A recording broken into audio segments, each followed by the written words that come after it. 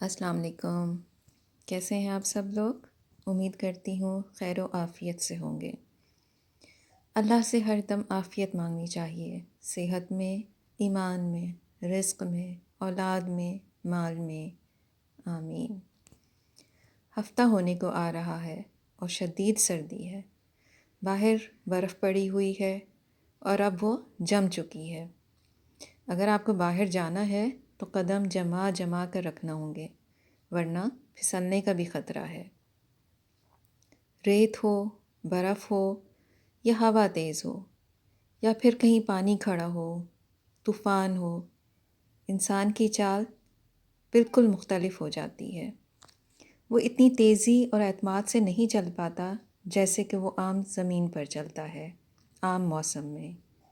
موسم کی تبدیلی سے ہی انسان سیکھ لے کہ وہ کتنا بے بس ہے۔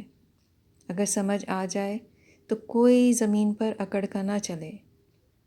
خیر، یہ تو تھی ایک سوچ جو آپ کے ساتھ شیئر کی۔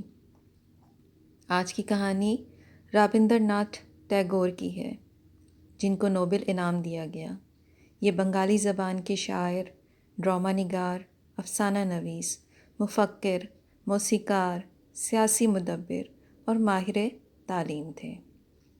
کہانی کا نام ہے کابلی والا۔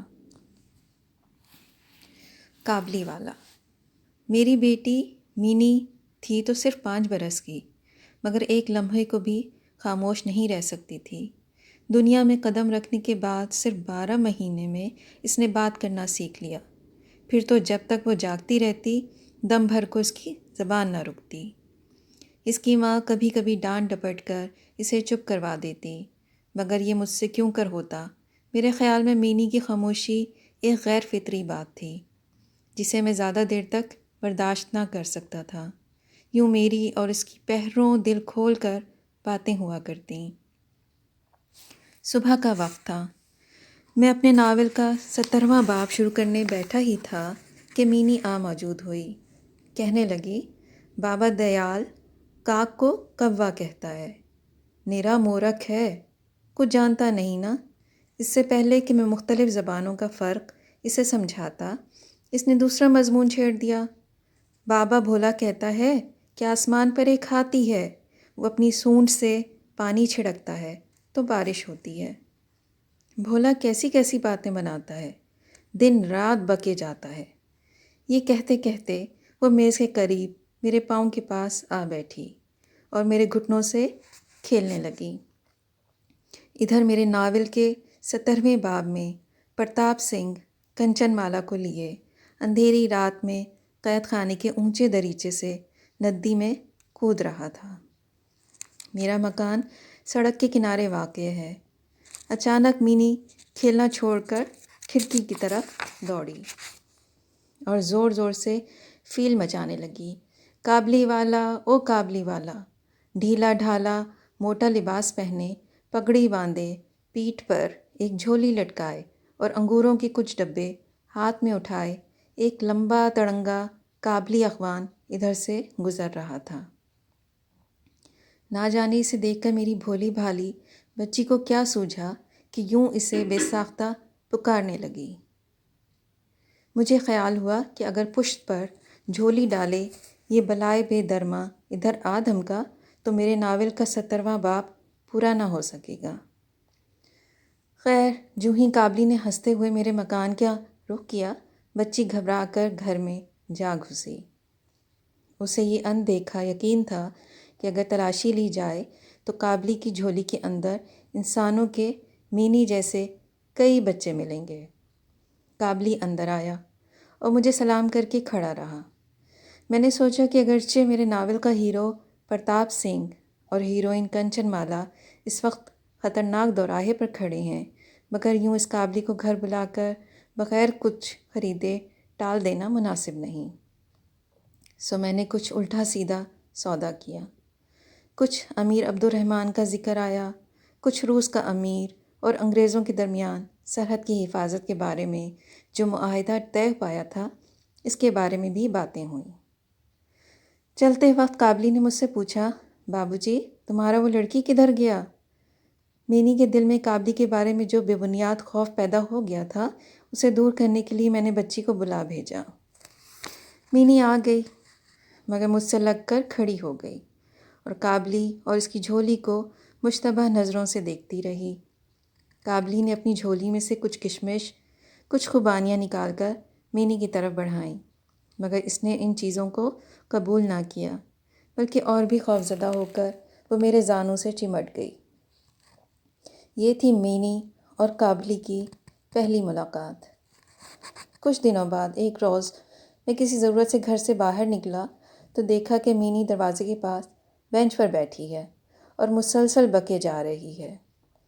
کابلی اس کے پاس بیٹھا اس کی باتیں سن رہا ہے، ہنس رہا ہے اور کبھی کبھی ٹوٹی پھوٹی بنگالی میں اپنی رائے کا اظہار کر رہا ہے۔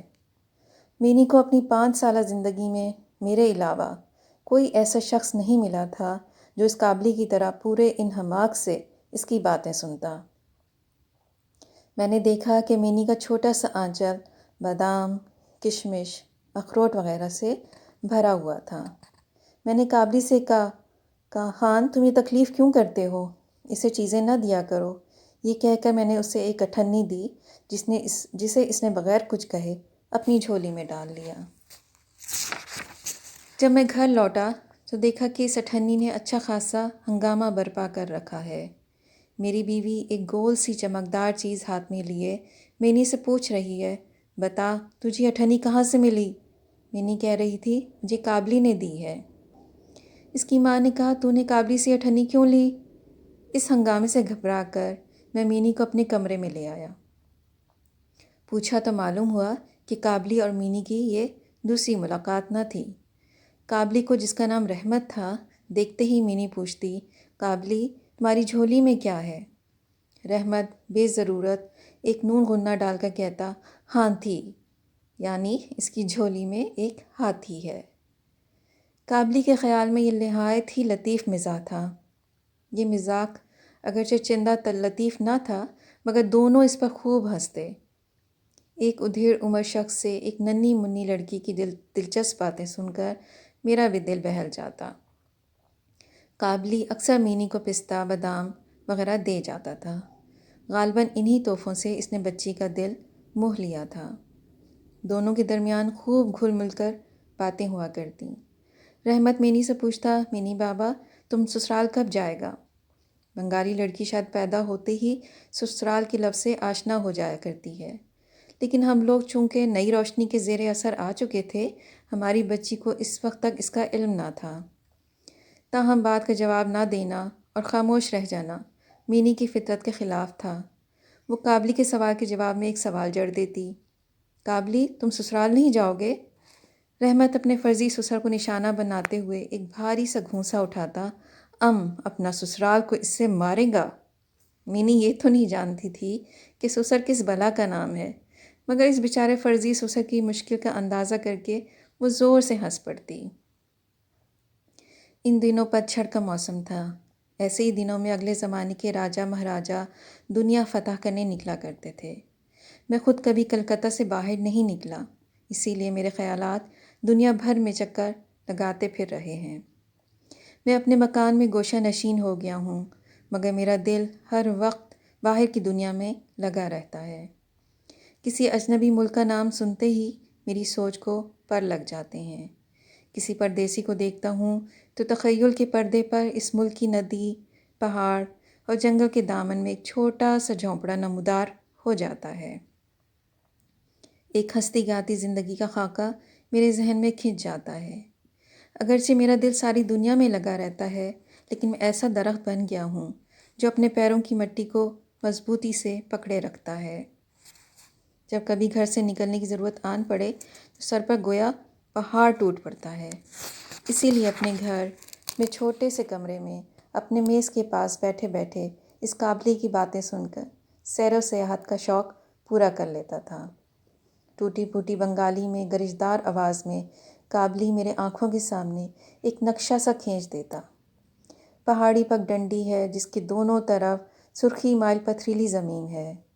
بے آب و گیاہ راستے پر پگڑی باندھے تاجروں اور راہگیروں کا قافلہ چلا جا رہا ہے۔ کوئی اونٹ پر سوار ہے کوئی پیدل چل رہا ہے، کسی کے پاس پرانی وضع کی بندوق ہے، کوئی ہاتھ میں برچھا اٹھائے ہے۔ مینی کی ماں کی طبیعت کچھ ایسے واقع ہوئی ہے کہ ذرا سی بات پر گھبرا جایا کرتی ہے۔ اس کی عمر زیادہ نہیں، مگر زندگی کے نشیب و فراز سمجھنے کے لیے کافی ہو چکی تھی۔ پھر بھی اس کے دل میں یہ وہم بیٹھ گیا تھا کہ دنیا کا ہر کونا چوروں، شرابیوں، سانپوں، شیروں، ملیریا کے کیڑوں اور گوروں سے بھرا پڑا ہے۔ سڑک پر معمولی سا شور ہوتا تو سمجھتی کہ دنیا بھر کے شرابی اسی کے گھر کی طرف دوڑے چلے آ رہے ہیں۔ ایسی صورت میں رحمت قابلی اسے کیوں کر پسند آتا؟ اس کی حرکات و سکنات پر نگاہ رکھنے کے لیے وہ مجھے بار بار تاکید کرتی۔ اس کے شکوک ہنس کر ٹالنے کی کوشش کرتا تو سوال کرنے لگتی، کیا کبھی کسی کا بچہ چوری ہوتے نہیں سنا؟ کیا کابل میں بردہ فروشی نہیں ہوتی؟ کیا ایک لمبے تڑنگے قابلی کے لیے ایک چھوٹی سی بچی کو اٹھا لے جانا ممکن ہے؟ میں مان لیتا کہ سب امکان سے باہر نہیں تھا، مگر پھر بھی رحمت قابلی کے متعلق ایسا گمان رکھنا نامناسب تھا۔ خیر، اعتماد کا مادہ ہر شخص میں یکساں نہیں ہوتا۔ میری بیوی بدستور بدگمان رہی، اگرچہ میں رحمت کو اپنے گھرانے سے روک نہ سکا۔ ہر سال ماہ کے مہینے میں رحمت قابلی اپنے وطن چلا جاتا۔ ان دنوں اسے گھر گھر جا کر اپنا بقایا وصول کرنے کی مصروفیت ہوتی تھی۔ پھر بھی اب کے برس وہ ہر روز وقت نکال کر مینی کو درشن دے جاتا۔ صبح کو نہ آ سکتا تو شام کو آ جاتا۔ اسے میرے گھر پر دیکھ کر لوگوں کو حیرت ہوتی۔ ڈھیلی ڈھالی پوشاک پہنے، جھولی لٹکائے اس لمبے تڑنگے شخص کو اندھیری کوٹری کے ایک کونے میں بیٹھا دیکھ کر دل میں کچھ کھٹکا تو ہوتا تھا، مگر جوں ہی مینی قابلی والا پکارتی، کھلکھلاتی ہوئی دوڑتی ہوئی چلی آتی اور دونوں میں مذاق کی جانی بوجھی باتیں شروع ہو جاتیں تو دیکھنے والوں کو قدرے اطمینان ہو جاتا۔ آگے کی کہانی میں آپ کو کل سناؤں گی۔ تجسس اچھا ہوتا ہے، انتظار بھی اچھا ہوتا ہے۔ دعاؤں میں یاد رکھیے گا۔ کل ملتی ہوں۔ اللہ حافظ۔